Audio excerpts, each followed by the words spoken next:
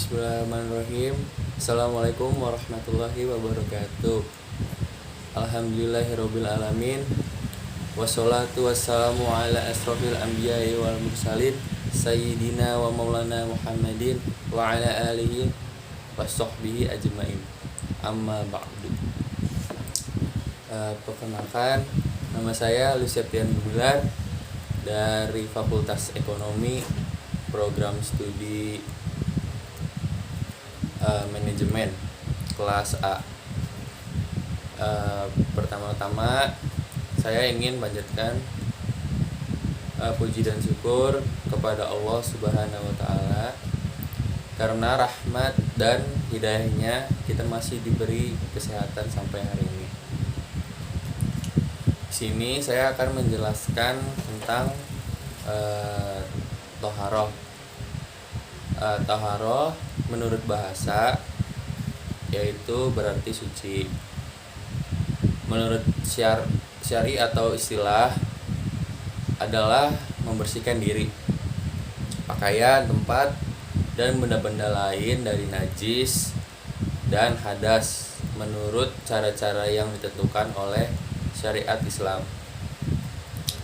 Toharoh atau bersuci adalah syarat wajib yang harus dilakukan dalam beberapa macam ibadah, seperti dalam Quran Surat Al-Maidah ayat 6 yang artinya, hai orang-orang yang beriman, apabila kamu hendak mengerjakan sholat, maka basuhlah mukamu dan tanganmu sampai dengan siku, dan sapulah kepalamu dan basuh kakimu sampai dengan kedua mata kaki, dan jika kamu junub maka mandilah, dan jika kakimu sakit atau dalam perjalanan atau kembali dari tempat buang air atau menyentuh perempuan lalu kamu tidak memperoleh air, maka bertayamumlah dengan tanah yang baik, bersih.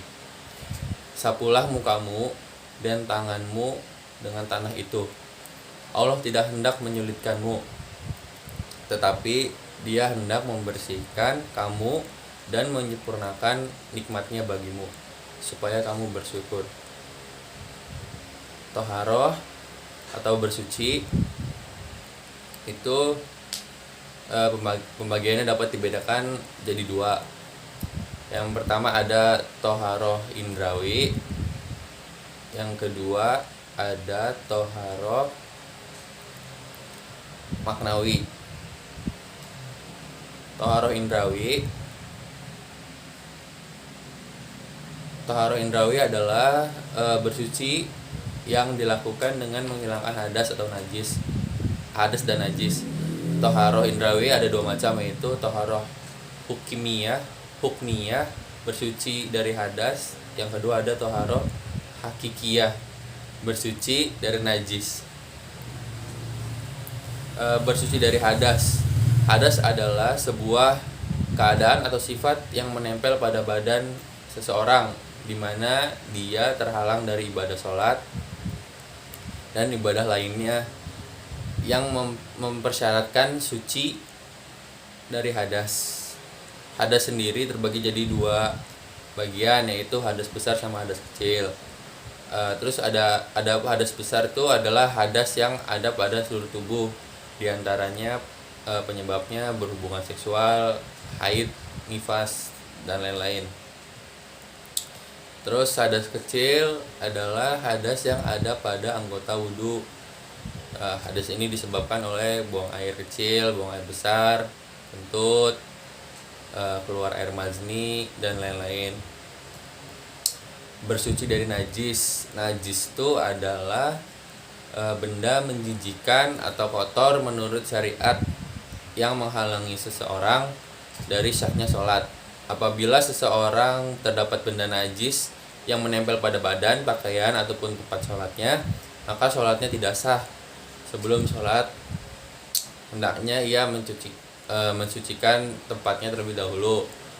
Terus benda-benda ada juga benda-benda najis. Najis itu terbagi jadi tiga, yaitu ada najis berat, najis pertengahan, sama najis ringan. Najis berat itu seperti air liur anjing. Terus najis pertengahan tuh seperti air kencing, tinja manusia, hewan, tinja manusia, tinja hewan, yang tidak dimakan dagingnya seperti tikus, kucing, lain-lain, bangkai, terus air mazni, pokoknya sesuatu yang menjijikan dan banyak seperti darah yang mengucur, darah haid, terus nanah dan lain-lain. Yang kedua itu ada toharoh maknawi. Toharoh maknawi itu mencucikan hati dari segala dosa dan maksiat, baik itu syirik, dengki, sombong, ujub, ria, dendam, terus dan segala sesuatu yang mengotorinya.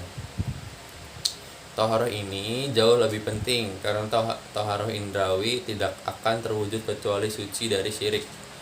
Allah Subhanahu wa taala juga berfirman, Innamal musyrikuna najas. Sesungguhnya orang-orang musyrik itu najis. Quran surat At-Taubah ayat 26. Ada macam-macam alat toharoh. Allah selalu memudahkan hambanya dalam melakukan sesuatu untuk bersuci. Misalnya kita tidak hanya bisa menggunakan air, tetapi kita juga bisa menggunakan tanah, batu, kayu, dan benda-benda padat lainnya yang suci untuk menggantikan air jika tidak ditemukan. Dalam bersuci menggunakan air, kita juga harus memperhatikan airnya. Nggak boleh yang boleh atau tidak untuk bersuci. Air yang dapat digunakan untuk bersuci itu adalah air mutlak, yaitu air yang suci dan mensucikan, seperti air hujan, air sumur, air laut, air sungai, air danau atau telaga, air embun, air salju, yaitu air yang suci tetapi tidak dapat mensucikan, yaitu air yang halal untuk diminum tapi tidak dapat digunakan untuk bersuci, seperti air teh, kopi, sirup, air kelapa, dan lain-lain. Terus ada air musyamas, yaitu air yang terjemur oleh matahari dalam bejana selain emas dan perak. Air ini makruh digunakan untuk bersuci. Terus ada air mustakmal, yaitu air yang telah digunakan untuk bersuci. Air ini tidak boleh digunakan untuk bersuci walaupun tidak berubah rasa, bau maupun warnanya. Terus ada air mutanajis, yaitu air yang sudah terkena najis, baik yang sudah berubah rasa, berubah warna, berubah bau, maupun yang tidak berubah dalam jumlah yang sedikit, kurang lebih 2 kulah, itu 270 liter menurut ulama. Cara-cara toharoh, ada berbagai cara dalam bersuci, yaitu bersuci dengan air wudhu, mandi junub, ada juga bersuci dengan menggunakan debu, ya kayak tadi itu. Ya udah, demikianlah penjelasan yang saya dapat sampaikan tentang toharoh. Jika ada kesalahan saya mohon maaf dan harap maklum karena saya juga masih belajar. Sekian dari saya. Wassalamualaikum warahmatullahi wabarakatuh.